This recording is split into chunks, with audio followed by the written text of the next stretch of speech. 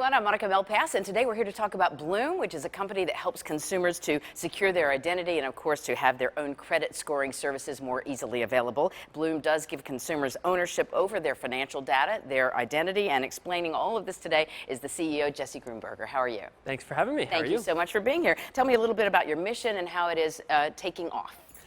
Well, there's a lot of problems with identity and credit scoring around the world. We saw what happened in the Equifax hack where hundreds of millions of Americans had their identity leaked. Around the world, a lot of consumers cannot open up bank accounts because they don't have government-issued identities. Right. And the problems are only getting worse. Consumers have less and less control of their data than ever. And so we built an app, a mobile app, where consumers can set up an identity, establish a credit anywhere in the world, open up financial accounts, and really take control of their own data and identity. And the goal really is pretty broad, to make it more secure, also more transparent and equitable, which is not the easiest thing. How do you accomplish that? Well, right now we have a mobile app where users can set up an identity and they monitor their identity for hacks. It tells them if they're in a breach. It gives them information on how they can better establish themselves. We have about 1 million users so far. Wow. It only launched last year, so we've seen pretty exponential growth. And in general, we're working with governments, major banks, to roll out our solutions so that their country can have a better identity system, or their bank can onboard the 3 billion people that currently don't have identities. Right, and let's talk more about how cross-border has been helpful as well as challenging. Yeah, so around the world, the financial markets, financial system is nowhere near as mature as it is in the United States. And so if you look at South America, if you look at Asia, these markets have really rich developing populations, but a lot of their population cannot do things like open up bank accounts. And so we've partnered with these governments and these top leading banks in order to essentially look forward and say, what sort of systems and solutions do we need in our country to make sure that our population can come online, have financial inclusion. And so we actually will partner directly with governments and major banks in order to roll out our technology. And so in theory, that skips a couple of steps in a good way for many of these small countries or developing countries. They have their own currency. You skip that phase. They also have, obviously, a problem trying to get it out to everyone in small villages. Are you able to jump past a few hurdles? Yeah, I mean, you hit on a really good point. You know, the traditional system is largely based on credit bureaus, which are companies that are responsible for essentially running the credit system for a country. But if you're a nation that doesn't currently have a credit bureau, those tools and those solutions may be better with a partnership directly with somebody like Bloom. And so we're able to work directly with the governments in order to say, you know, where is the country at now and where do they want the future to be?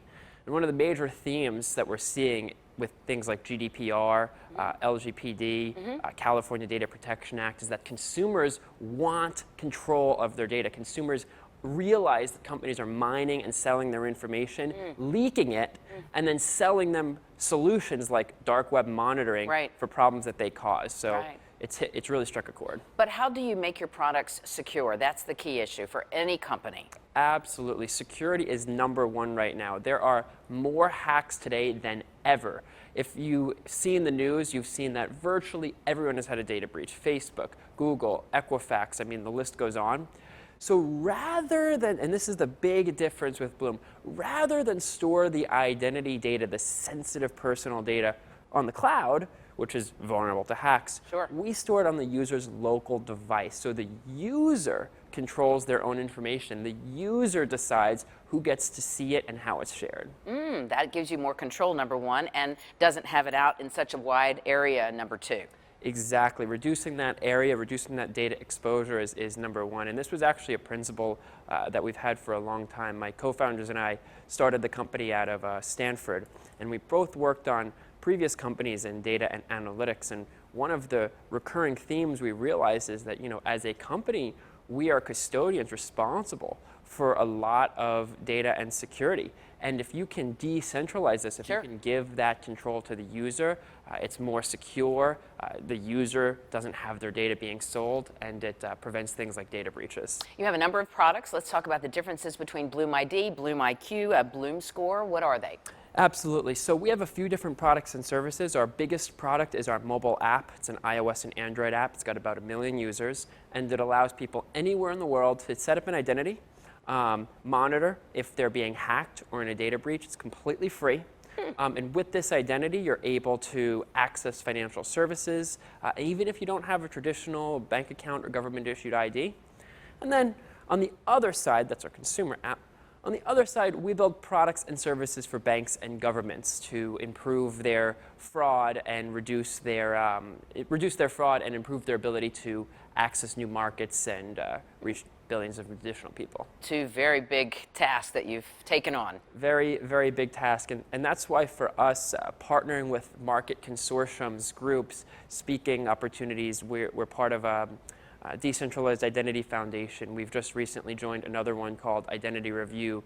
We work with these consortiums and groups that can give us access directly to different governments and different groups that can help us roll out our products. And I think it's exciting that a user on the consumer side can decide what information goes on their Bloom ID so they can further limit what's out there. Is that right? That's exactly right. And you know, if you look at your credit score right now, you have a credit score whether you want it or not. Right. These major bureaus are collecting your data whether you asked them to or not. And it's not even really logical. I mean, you need to take out debt in order to have a credit score.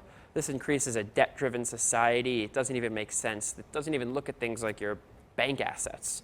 So with Bloom, users can proactively establish their ID. They can show their employment, show their bank assets, and they can actually bring their data into the fold instead of having somebody collect it in the background. And what all can you do with the Bloom ID besides just the obvious list of your assets when you want them there? Right. So the Bloom ID fundamentally is a new ID that's an alternative to a traditional government-issued ID. Okay. So it proves out your identity right now. We work with banks so that banks can accept this, but even for free, today, your ID works for you. So it will tell you things like if you've been in a data breach, if you've been hacked. It will help you monitor your credit score. It will show you what you can do to improve your credit.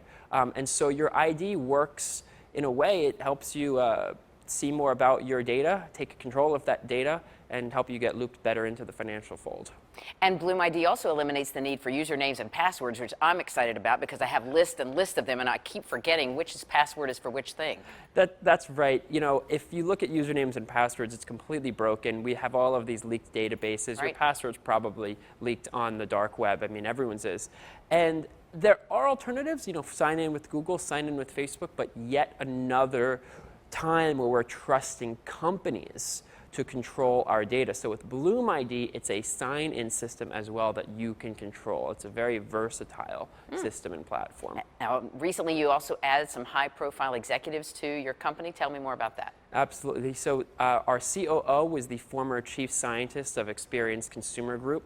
He reported directly to the CEO of North America Experian, the largest credit bureau. So he's recently joined us as COO, which I'm very excited about.